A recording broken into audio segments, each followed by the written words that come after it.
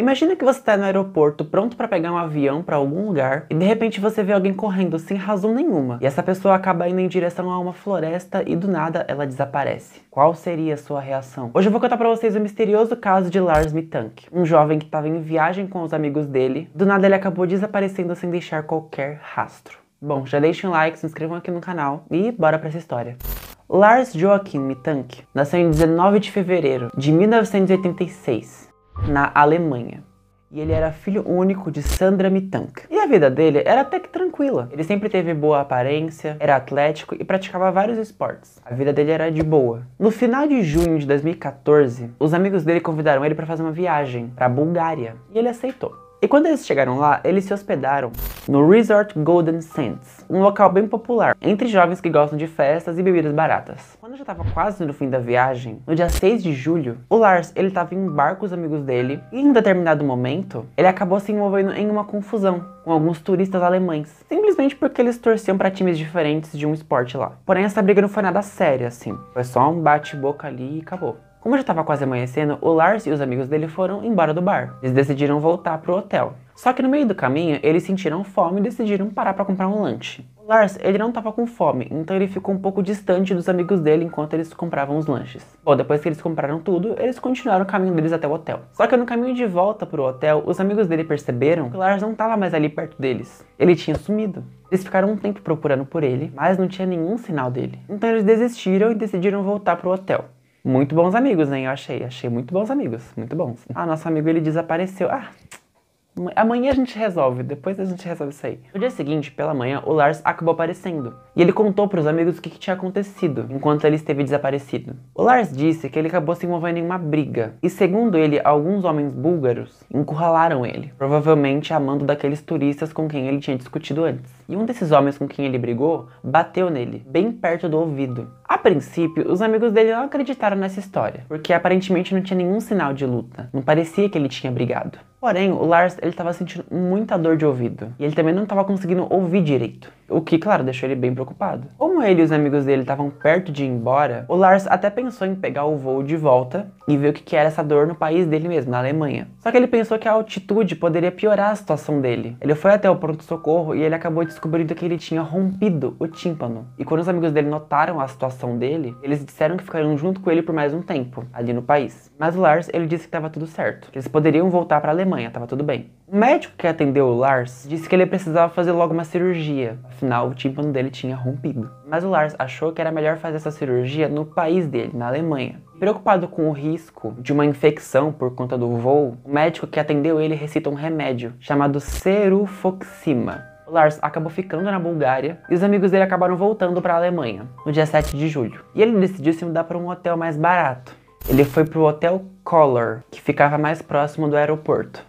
E é a partir de agora que a história começa a tomar outro rumo. No mesmo dia em que ele se mudou para outro hotel, à noite ele ligou para a mãe dele. E ele disse para a mãe dele que ele estava sendo perseguido por 4 homens, que ele temia pela vida dele. Ele também pediu para a mãe dele cancelar todos os cartões de crédito dele, que era bem estranho, porque meio que era o único meio que ele tinha de comprar qualquer coisa. E ele avisou para a mãe dele que ele estava procurando um lugar seguro para passar a noite. Um dos atendentes do hotel confirmou que ele saiu do hotel com todas as coisas dele. E pouco tempo depois, ele mandou uma mensagem para a mãe dele, perguntando o que era Cerufoxima 500. Em uma entrevista, a mãe do Lars disse quanto ela se preocupou com o filho naquela noite. Eu pensei, meu Deus, meu filho está em perigo. Eu podia ouvir o coração dele palpitando no telefone. Ele disse que pessoas estavam tentando roubá-lo ou matá-lo. Ainda naquela mesma noite, a mãe do Lars conseguiu marcar um voo de volta para a Alemanha no dia seguinte, 8 de julho, para que ele pudesse ir embora logo. E o plano dele era consultar o médico no aeroporto antes de pegar o voo para a Alemanha, para ver como que estava a situação do ouvido dele. Um motorista de táxi acabou vendo o Lars andando aleatoriamente. Apesar dele estar com um passageiro, ele parou pro Lars. E ambos notaram, tanto o passageiro quanto o motorista, que o Lars ele estava com as pupilas dilatadas. Ao chegar no aeroporto, o Lars ele ligou para a mãe dele, avisando onde ele estava, e ele também pediu para que ela transferisse para ele 5.000 euros. Então ele desligou a ligação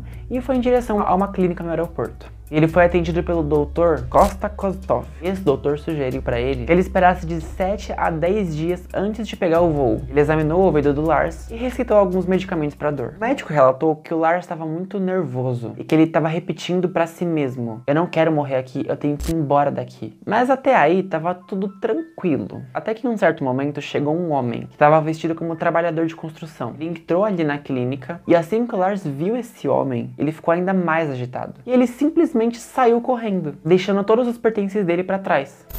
As câmeras de vigilância flagraram ele correndo para fora do terminal, passando pelo estacionamento, pulando uma cerca de arame farpado e indo em direção a uma floresta que cercava o local.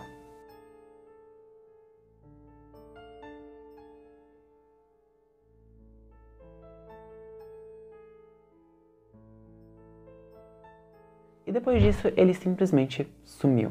A polícia examinou todas as imagens das câmeras, mas eles não encontraram nada que ajudasse eles a resolver esse caso. Eles também notaram que o dinheiro que tinha sido enviado pela mãe do Lars não tinha sido sacado, então ele realmente sumiu sem nada. O desaparecimento do Lars acabou se tornando um enorme mistério, e segundo a mãe dele, é como se ele tivesse sido engolido pela terra. Não existe nenhuma pista do que aconteceu com ele, e muito menos para onde ele foi. E claro, com o tempo, foram surgindo várias teorias sobre o que teria acontecido com ele. Ao todo, são 4 teorias principais, que as pessoas criaram e meio que explicam o que pode ter acontecido. A primeira teoria fala sobre o tráfico de drogas. Essa teoria foi levantada pelas próprias autoridades, que investigaram o caso. Segundo eles, o Lars poderia ter sido usado como mula, cúmplice, pelos homens que bateram nele, e que ele estava sendo obrigado a levar drogas para a Alemanha. Mas com medo de ser preso no aeroporto, ele decidiu fugir. A segunda teoria fala que ele poderia ter tido uma alucinação, causada por conta dos ferimentos dele. Segundo especialistas, um forte golpe na cabeça pode causar uma concussão, porém um comportamento tão extremo quanto o que ele teve só poderia ser visto após anos ou vários golpes na cabeça, por um longo período de tempo. A terceira teoria, as pessoas supõem que ele tinha esquizofrenia paranoide. A esquizofrenia paranoide é uma doença mental crônica e tem como principal característica a perda do contato com a realidade. E segundo essa teoria, a briga que ele teria tido com aqueles caras foi apenas uma alucinação da cabeça dele, e na realidade não teria ninguém perseguindo ele.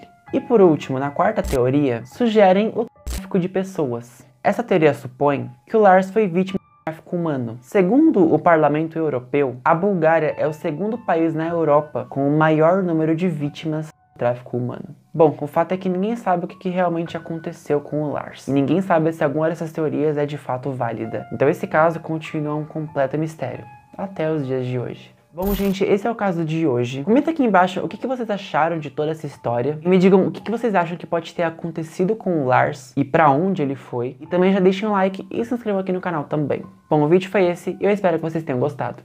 Falou!